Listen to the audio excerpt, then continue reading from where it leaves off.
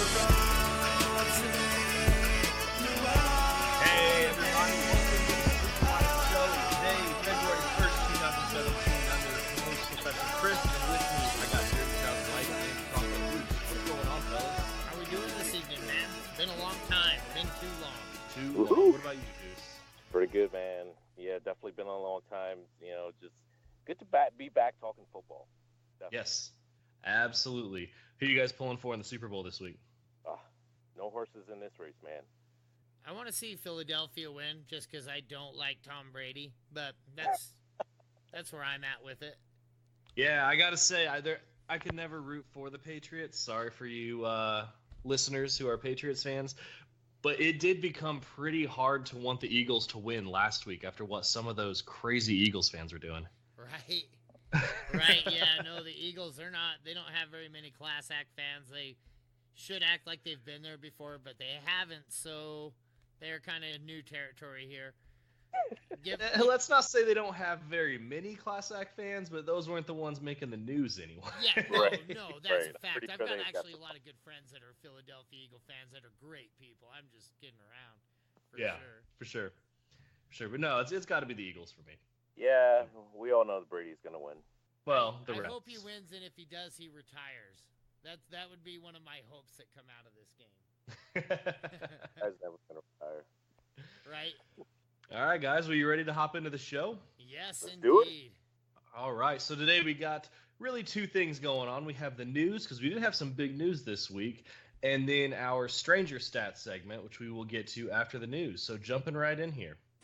First piece of news, huge trade, at least huge so far. Chiefs traded Alex Smith to the Washington Redskins for cornerback Kendall Fuller and a third-round pick. 4-year, $94 million deal, $71 million guaranteed. Yeah, that's huge for Kirk Cousins. To me, Alex Smith just kind of put himself in the same situation he was in.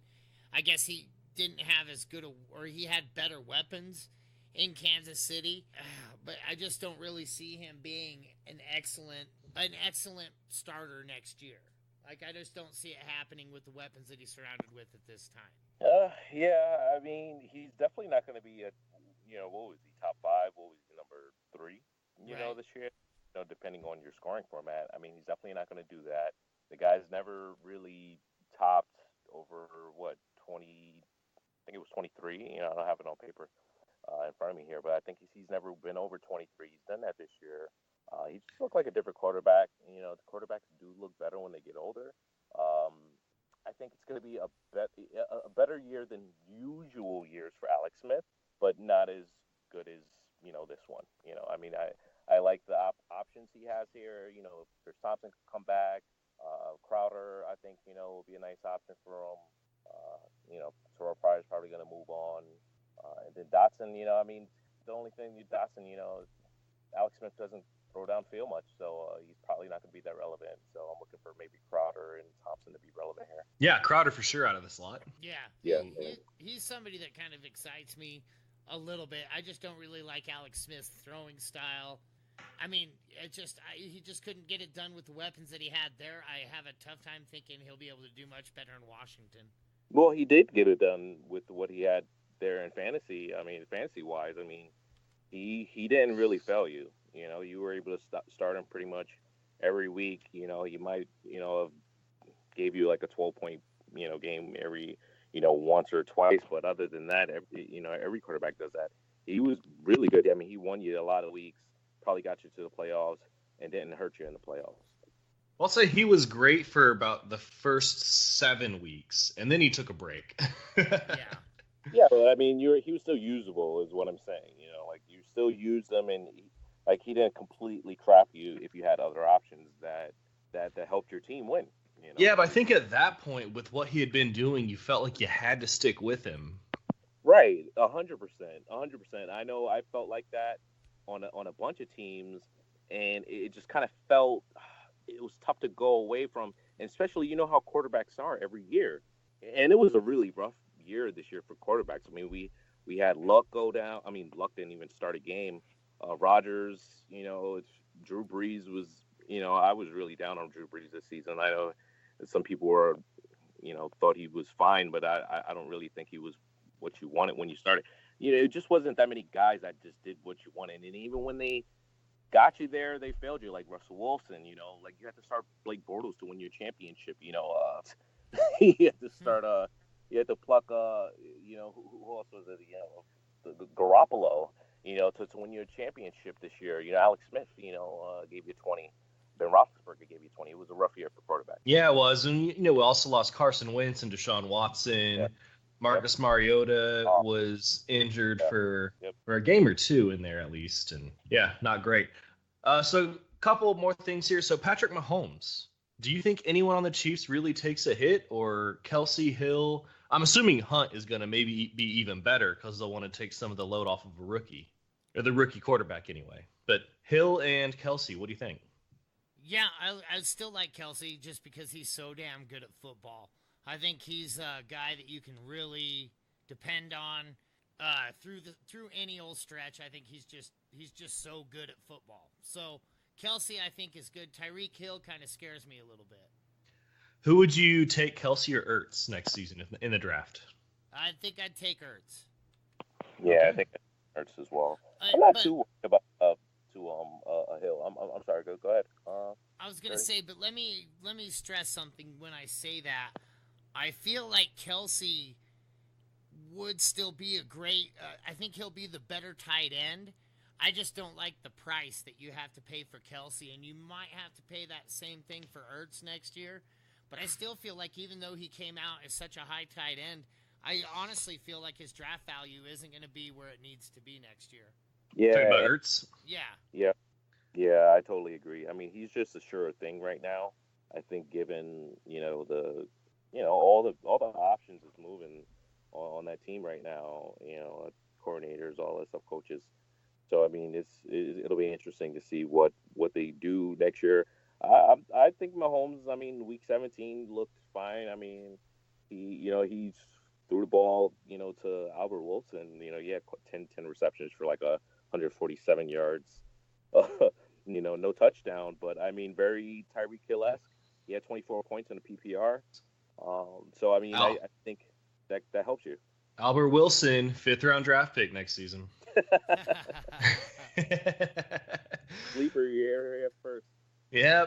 Speaking of Kirk Cousins, I wrote down some stuff here in the show notes, some teams who I thought he could go to: Browns, Bills, Cardinals, Vikings, and Jets. The Browns, once again, they don't know what they're doing at quarterback. So I think he could fit in there. The Bills don't seem to like Tyrod. The Cardinals are going to have to move on. Drew Stanton's not the answer. I believe all 3 Vikings quarterbacks are free agents, aren't they? That is correct. Yes. Yeah. And then the Jets as well. Yeah, you know what? I actually another team that I think you didn't include right there is the Broncos. I think the Broncos are highly in the mix. Right. I think you can see him becoming a Bronco just as easy as any of the rest of these teams as well. That's true. All right, next piece of news. Rob Gronkowski is hopeful to pass the concussion protocol. This was as of Wednesday, but he's been practicing in full, so it's looking like he's going to play. I'm not sure there's much news there. Yeah, he's going to play. Blake Bortles underwent surgery on his right wrist, injury that kept him on the injury report all season this year, and he's been dealing with it since December of 2016. They elected to avoid surgery last year, but decided that he was going to have it this offseason. You know what? When I thought about this news, when I read this piece of news today, I kind of chuckled to myself because you have Tom Brady out there. I'm not trying to throw shade, but shade's going to be thrown. Tom Brady's out there with his glove on. He's got his stitches, and Blake Bortles out there with what he needs surgery.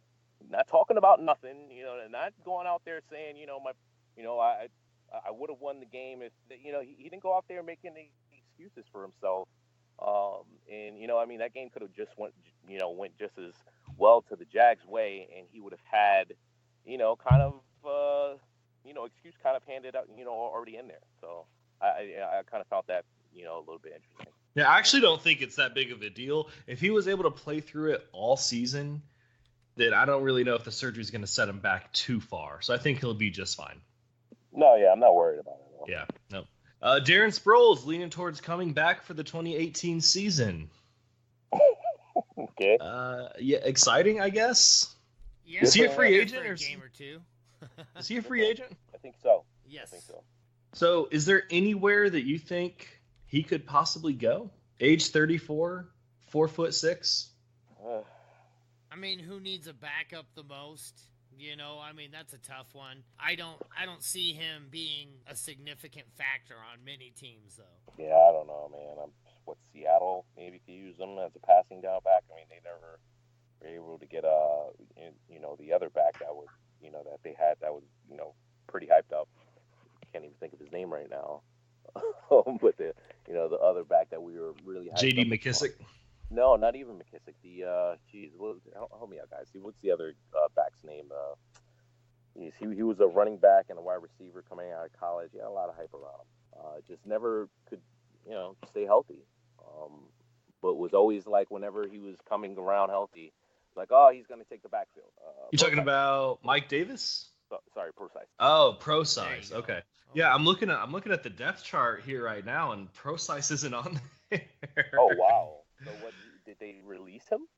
Maybe they just didn't have him on there for the last game. Oh, okay, yeah. Because the depth chart shows Mike Davis, Thomas Rawls, Eddie Lacy, J.D. McKissick. Yeah, no, he was on IR. Yeah, that's right.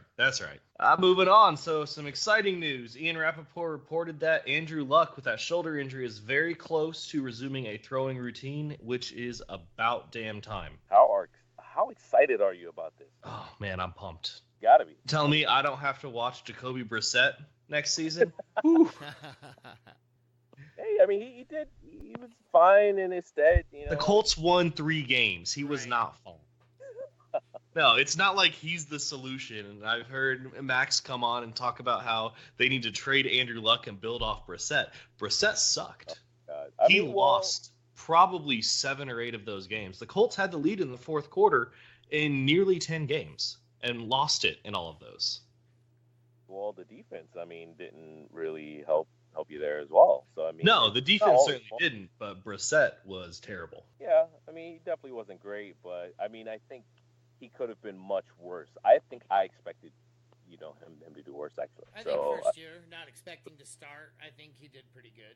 Yeah, I thought he did. You obviously had higher expectations first. From coming into the season.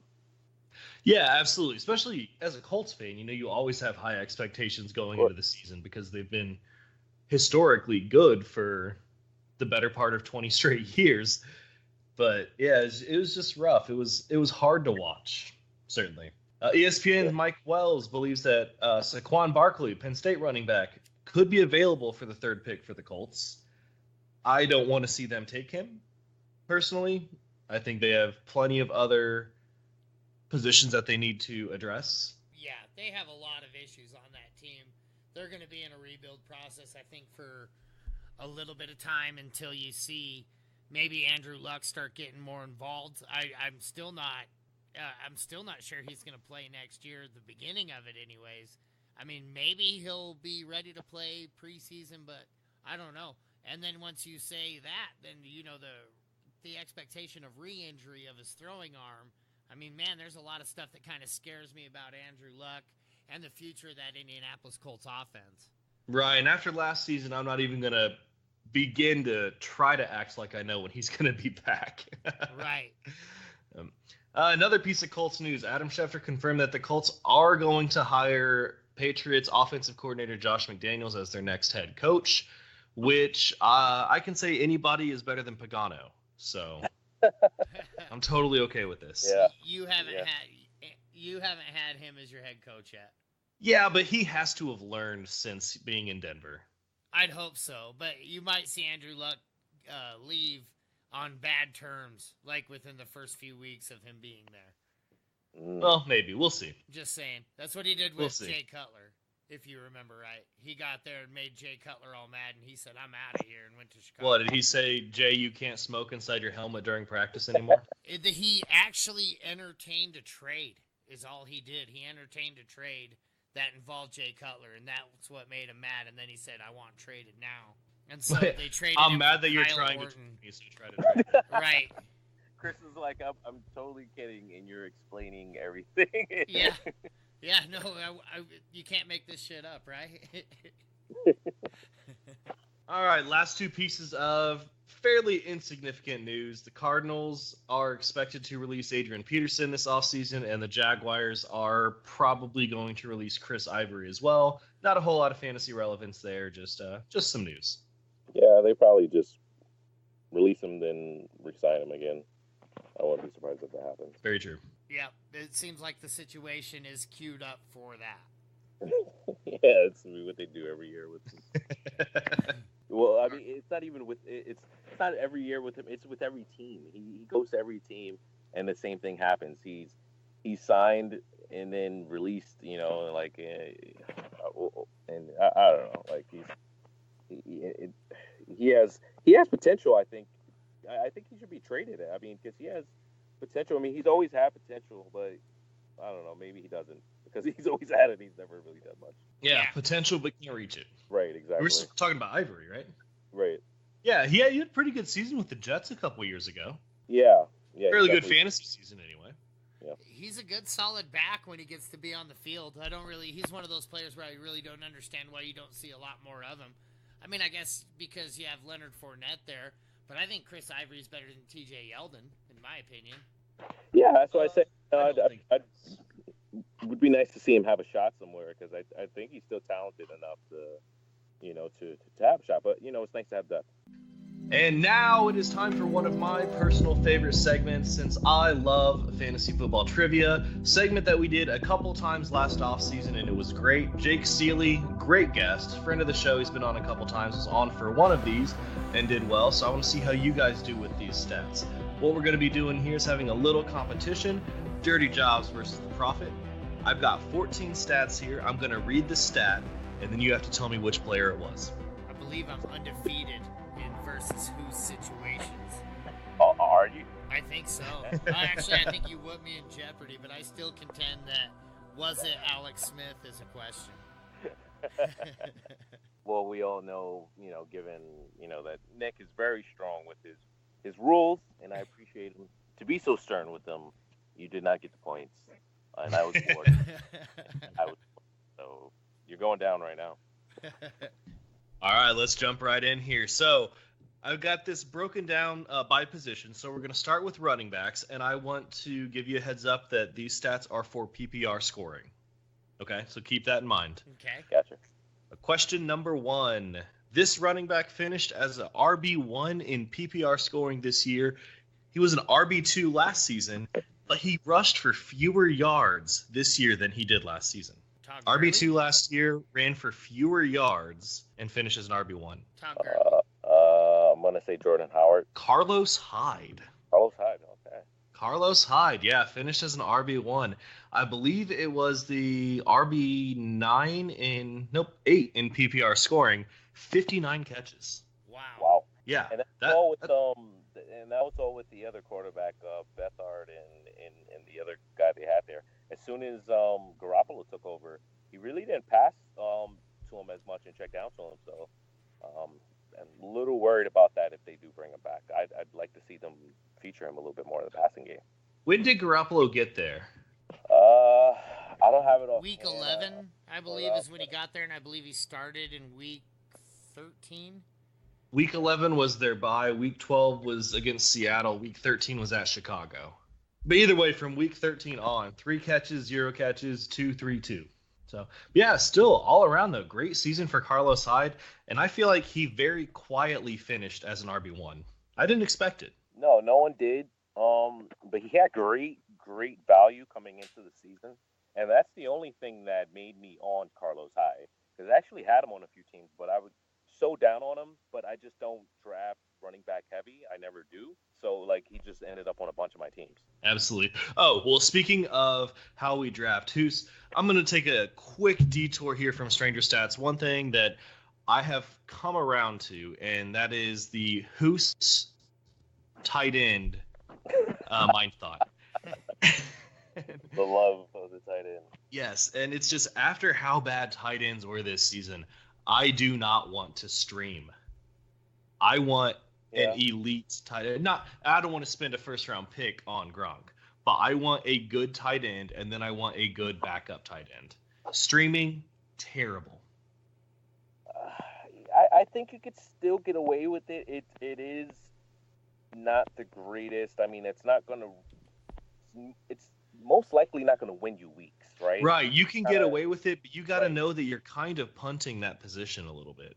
Right. And it's definitely not going to win you weeks, unless you just knock it out of the park with a guy and then you're not streaming him anymore. You streamed Mercedes Lewis's 3 touchdowns or something like that. I mean, you're able to stream Derrick Henry for some weeks, but then he dudded you some weeks. So, it was tough. It was tough streaming tight ends. I don't know if I'm going to go away from it because I've done so well with it year after year, and I think I could still get a George Kittle next year that'll be good. I think I could still get a Tyler Croft next year that'll be good. Adam Shaheen. I think I could grab all these guys and still, find a guy that's probably going to be a top 10 guy and, might be sneaky. So even Ebron, these are guys that aren't highly coveted, Jordan Reed. No one wants to draft him, but he might fall. We all know if he's healthy, he's another guy. So tight ends, I don't really like to draft too high. I'd like to grab one kind of. Well, right. I just want to point this out in PPR. The difference between the tight end 1 and the tight end 12 was 101 points for the season. Wow. That's big. Yeah, that's a huge difference. Yes. that is a very big difference. And even between the number 3 and number 4, Ertz was number 3 with 202.4. Delaney Walker was number 4 with 174. So almost 30 points fewer just between the 3rd and the 4th. And it would have been even more if Ertz had played all 16. Right. It's like those top 3, man. Anyways, let's go ahead and get back to the show. That just made me think of that. And this is the first time I've been on a show with you, Hoos, since I thought about that. Yeah, in a while. Absolutely. It's good to hear your guys' voice again. All right, let's get to question number 2. This running back finished with the 5th most carries, 6th most rushing yards, and 3rd most touchdowns, but finished as an RB2. I don't know. I'm going to take a guess and say Melvin Gordon. I don't even know. Say that one more time. 5th most carries, 6th most rushing yards, 3rd most touchdowns, finished as an RB2. Can't be Melvin Gordon with the 6th most rushing yards. Well, and Melvin was an RB1. Oh, okay. DeMarco Murray? Got DeMarco Murray. Hoos? Mark Ingram? Wrong on both. It was Jordan Howard. The RB15.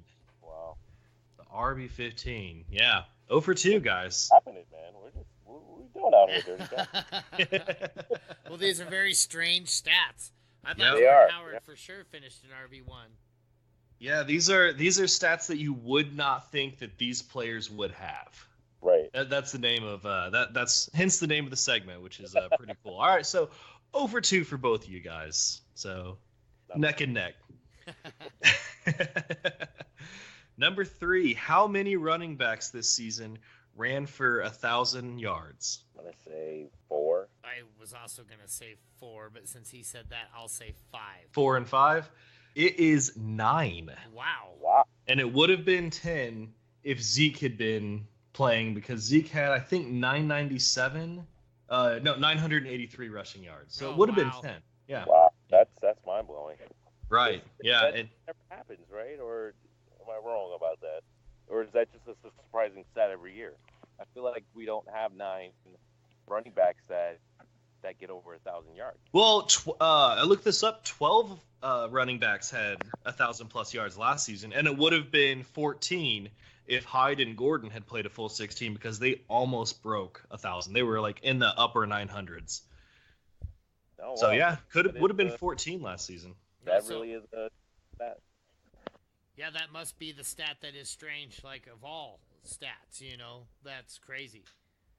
You know what I think is crazy? That more running backs don't do this. Because if you look at what it takes on a per game basis, it's only averaging 62.5 yards per game.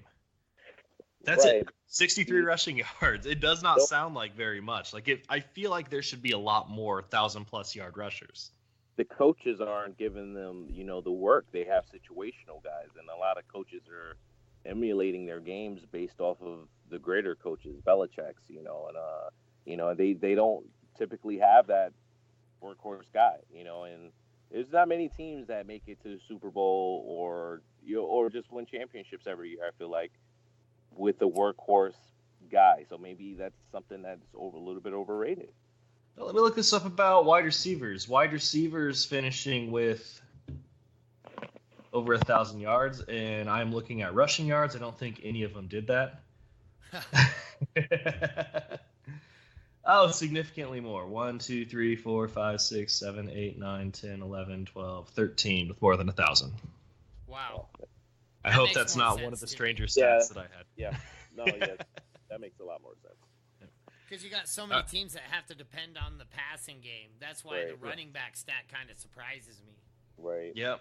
Yeah, certainly 9. Question number 4. This running back finished with the 6th most receiving yards among running backs, 6th most receiving, and only played 10 games. Leonard Fournette? Only played 10 games. Only played 10 games. 6th most receiving yards, only played 10 games. Chris Thompson? Mike, what about you? I said Fournette. Well, the 10 games wasn't a hint that it's probably not Fournette? Injured. I thought he was out for like 6 games this year.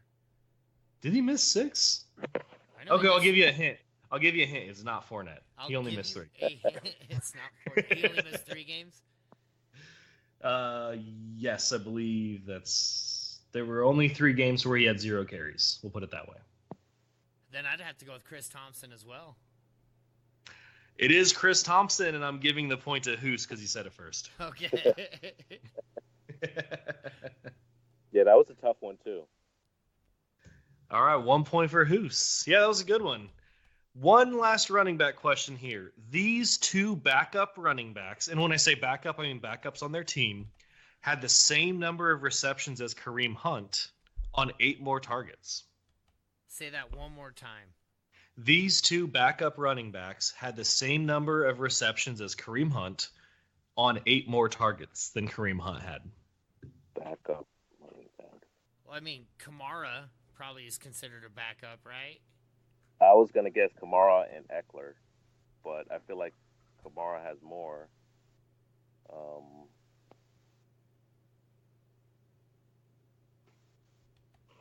I'm going to say Kamara and Eckler. I think that's correct. You're just going to take Hoos's answer every time? If it's Kamara and Eckler, you're not getting the point for this one either, Mike. Well, he said he wants to. Yeah, I'm just like thinking, I don't know who else it could be. Yeah, Kamara and Eckler. I don't know. It was Theo Riddick and Tariq Cohen, both with 53 catches on 71 targets. That's good. Yeah. Yeah. 53 catches and me 71 and targets. Hoos are more the feel type of football guys, not the stat guys. Yeah, maybe we need to flip this around and I can sit in your seat. There you go. You know what I do when I need stats, Chris? I call you. Yeah, no kidding. I'm sick of it. It's the offseason. It's just starting. All right. Well, after the questions for running backs, the first 5 questions, it's Hoos 1, Mike 0. Ouch. It's the WNBA version of Stranger Stats. Come on. Like All right. You guys ready to move into wide receivers? Yes. Question number 6. This wide receiver 1 had 9 games with at least 7 catches. DeAndre Hopkins? DeAndre Hopkins and Hoos. What did you say it was? Wide receiver 1, 9 games with at least 7 catches.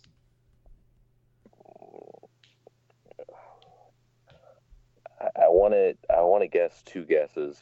So do I. I have 2 guesses for this one too. It's funny. I've got Larry Fitzgerald and Keenan Allen. Keenan Allen was my second guess too. It is DeAndre Hopkins. Woo. Oh wow, nice. Yep. Great season. He had in PPR double-digit points in every game that he played because he didn't play week 17, but one in which he had 9.9. So basically double-digit points every single week. Yeah, he did That's amazing. That's huge. I figured I'd throw you a softball in here. All right, so Mike, 1 point. Tie game. Oh, man, this is... Time to run away with it. Yeah, I'm gonna win shaking this. over here. 2-1. Slow down. Don't call it a comeback. Question number 7. This pair of teammates both finished as wide receiver 1s in PPR. Diggs and Thielen? No, Diggs was wide receiver 2. So I had Diggs and Thielen for Mike. But they both finished as wide receiver 1s. Yep. PPR scoring, they both finished as wide receiver 1s. That's tough. I don't know. I'm blanking right now. No guesses? You can forfeit this one if you want. I guess I don't know. I don't know. I can't think of 2 guys. I mean, I'm gonna just throw out one guy, and it's not gonna be right. I can't think of it right now. Yeah, I'm forfeiting it. Well, who's your one guy? I don't know. Michael Thomas. I mean, it's not. It's not Ginn. Then pick his teammate. It's not Ginn, So I mean, I don't know. It's not both really incorrect.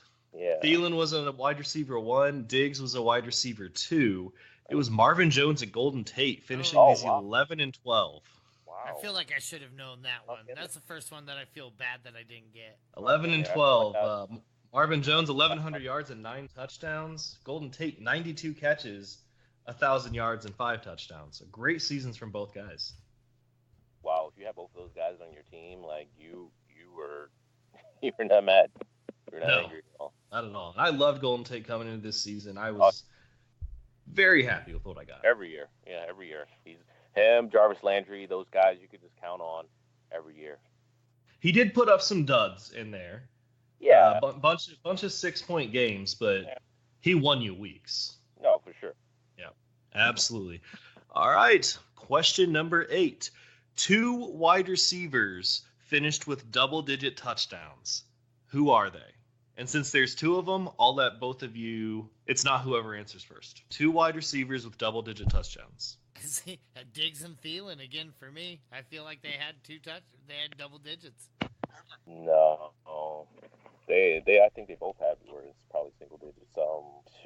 2 wide receivers with double-digit touchdowns. I mean, Hopkins. Are they?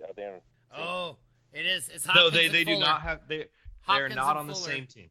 Oh, they're not on the same team. They're not on the same team. Or not necessarily on the same team. I'll put it that way. I did not specify same team or no.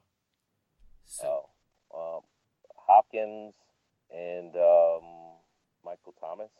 I'm going to say Hopkins and who else scored? And Fuller. Fuller had double digits, didn't he? Fuller had 7. Yeah, I think he had 7. Yeah. 7. Yep, it was DeAndre Hopkins and Devontae Adams. Ooh. 13 and 10. Devontae Adams. Wow. What a I'll season. give you each a point. Yeah, 2-2. Out of 14. Yeah, well, not the most exciting one, but hey, whoever doesn't finish last, right? Right. That's what we're going for. Not trying to win, I'm trying not to lose. There you go. Question number 9. This wide receiver finished in the top 5 in catches, but failed to break 1,000 yards. Michael Thomas. Top 5 in catches, but failed to break 1,000 yards. I want to say Landry, but I feel like he ended up getting it. Landry broke 1,000 this year. Yeah. I don't know. Is that Michael Thomas for Mike? Yep. No, definitely Diggs. Michael Thomas and Diggs, neither guy. Diggs wasn't actually even close to top 5 in catches. I don't know why I said Diggs. I don't know why you said. I think you just have him in your heart tonight. He only had 64 catches. It was Jarvis Landry. Oh, wow. You almost had it. 112 catches. Threw me off. 987 yards on 112 catches. Wow. Damn you, dirty jobs. Threw me off. That's what Michael Thomas had 1245. So he was well over 1,000. Oh, wow. I did not know that. Man, he was touchdown. He was bad on touchdowns this year. That's right. Yeah, he only had 5 compared to what he did last season, which was it 9 last season? Yes. As a rookie? Yeah. Jarvis Landry also set a career high in touchdowns with 9. I think his previous high was 6, and finished as the wide receiver 5 this season in PPR. So suck on that, Nick. Yeah, a bunch of teams too. So that's what made me initially say Jarvis Landry. But I just felt like he had more than 1,000 yards. It just felt like he had more than a Man, thousand he yards. was so good. Only 2 games under double-digit points. One of them was when it mattered in Week 16, but Oh, man, just such a great season. While we're I on the love subject, congrats, Nick, and the new addition to the Sleeper Wire family. Nick oh, had for himself sure. a little boy. Yes. Woo-hoo! Yeah. So Little Christopher Hussein Summerall. dirty Christopher Hussein Dirty. Summerall. I like that. 4 names. That's good. He's gonna have to have a rock star legendary name, right? Right. Right. Happy You know- birthday, Owen. Happy birthday, Owen. Yes, absolutely. Question number 10. 6 wide receivers had a first-round ADP in 12-team PPR leagues this season. 6 wide receivers, first-round ADP in PPR. Who of them did not finish as a wide receiver 1? Evans. Say that one more time. 6 wide receivers had a first-round ADP in 12-team leagues. Who did not finish as a wide receiver 1? And there are 2 guys. I was gonna say I thought there would be 2. I would say it's Mike Evans and Jordy Nelson. Yeah, I was gonna say Mike Evans and Jordy as well if I had to guess the second guy.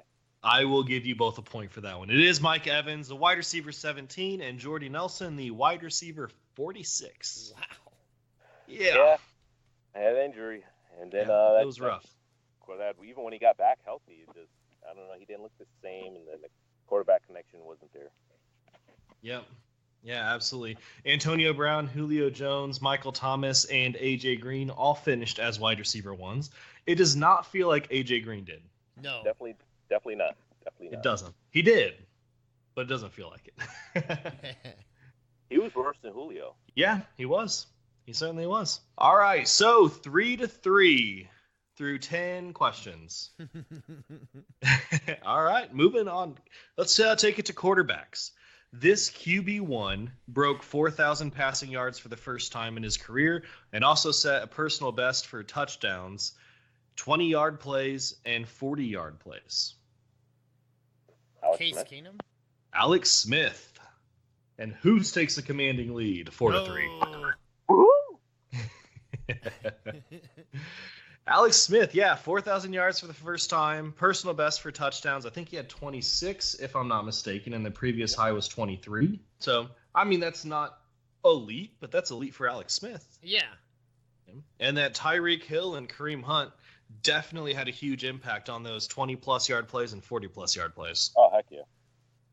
Yeah, those guys are just massive weapons. Somebody's going to get really lucky when they go to Kansas City. Yep.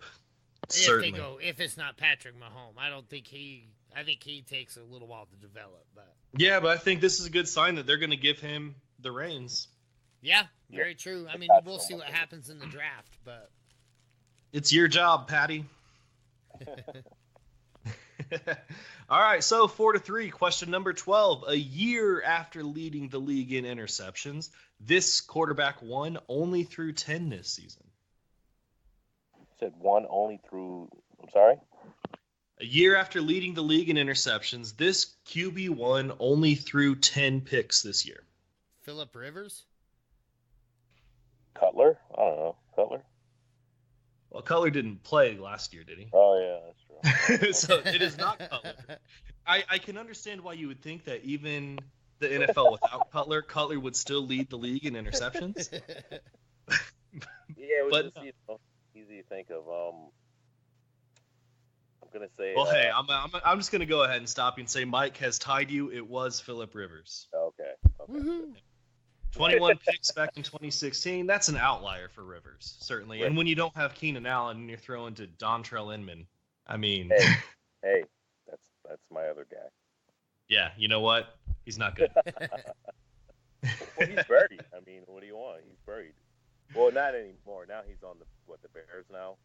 Yeah, he became a wide receiver 1. He did actually. So take that. You think he's the wide receiver 1 over Kendall, right? I do. I don't. I think anybody's the wide receiver 1 over Kendall Wright. I'm not too sure. I'm not the wide receiver 1 over Kendall Wright. Kendall Wright, when he's healthy, is better than Dontrell Inman. Yeah, he's the Jordan Reed of wide receivers. Right. Could be. Except he's when a touchdown Jordan Reed's on machine, the field, he produces. Right. Well, when he's healthy and on the field. Yes. Big difference. All right, let's take this to tight ends. We got 2 questions left, 4-4. Real burner here. This tight end 1 had 7 games with 2 or fewer catches. Tight end 1, 7 games with 2 or fewer catches. Rob I'm Gronkowski. going to say Cameron. Sorry, who's that? I didn't mean to cut you off. Cameron Brate. Ding, ding, ding. Cameron Brate finished as the tight end 10, 2 games with 2 catches, 5 games with 1 catch. Oh, Yeah, that was my boy, man. That was my guy, man. I Me and you. Cameron Brate.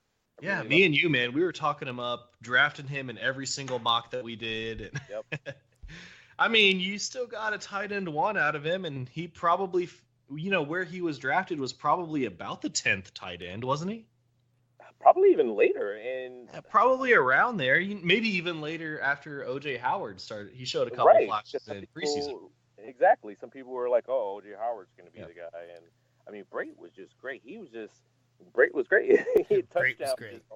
every Absolutely. game. He just scored a touchdown. And so when he came back, I guess when I feel like Winston wasn't really there, Brate still wasn't really there.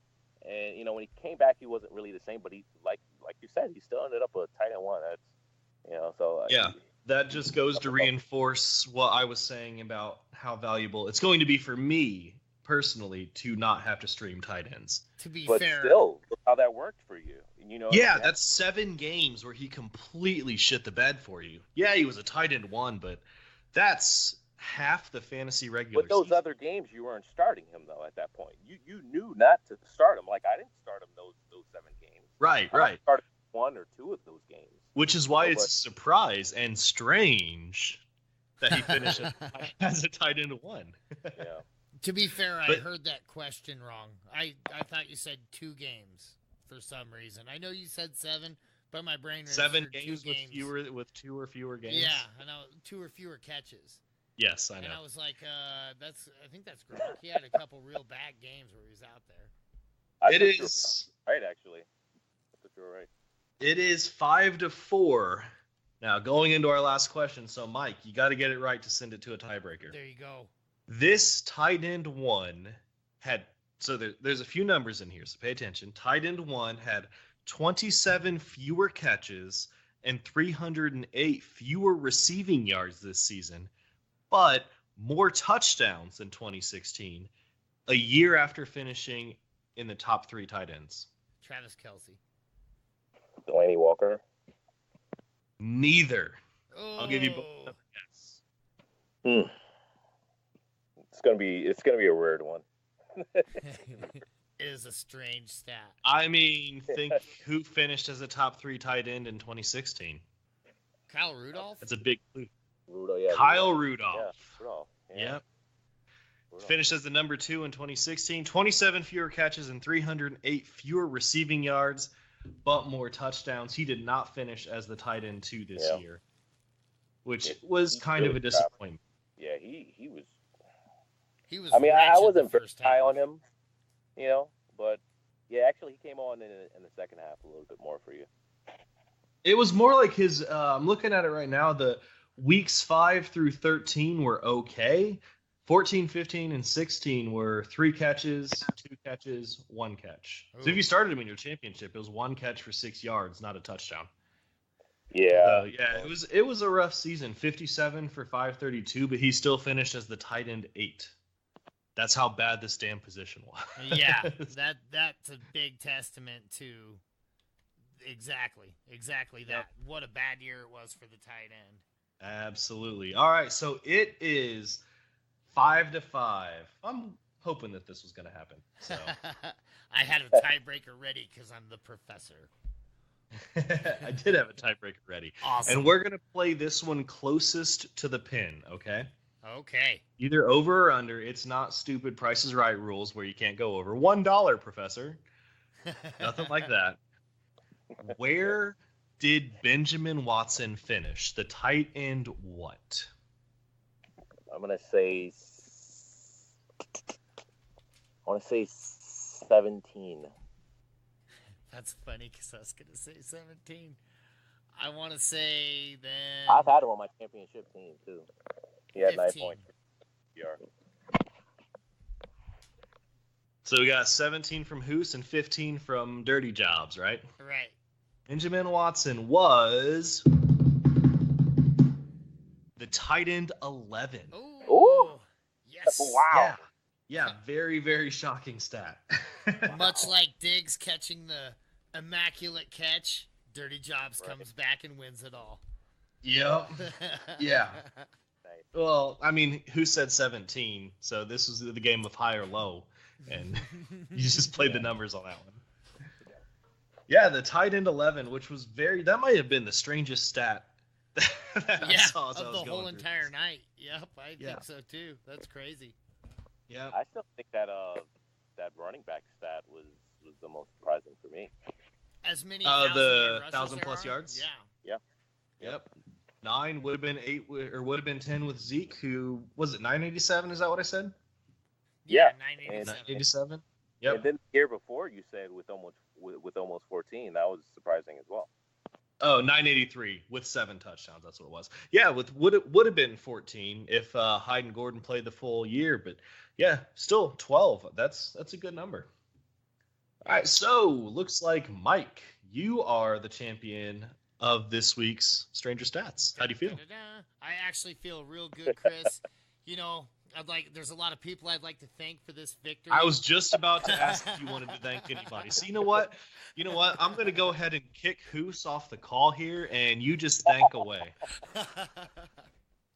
No, I'm just kidding, man. As always, Hoos, a grinding competitor. Neither him or I are probably the best stat guys. Like I said, me and him are more your heart and feel type guys. Like we tell you who you want to pick up in 3 weeks. We're those kind of guys. Jake Seeley would have destroyed you guys. Jake Seeley would have destroyed us. You could probably throw a rock in an empty hallway and hit people that would have destroyed us. But yeah, that's true. Fun show, though. Great. It is. That's why they're strange stats, though. They're not easy questions. Yeah, it's a fun segment. Dirty Jobs. All right, guys. Well, that's going to wrap it up for this week's Sleeper Wire show. Thanks for joining me. You can find us on Twitter at Sleeper Wire Show. Mike is on there at Dr. Kane21. Hoos is on there at Prophet Hoos, if I'm not mistaken. Sleeper Wire Hoos. Sleeper Wire Hoos, that's right. And I am on there at Seymour Sleeper Wire. And then you can also find us on the SleeperBot app. Dr. Kane21 is now Dirty Jobs. I'm sorry about that, Mike. Dirty Jobs, Prophet Hoos, and Professor Chris there as well. Thanks for listening, guys. We'll catch you next time.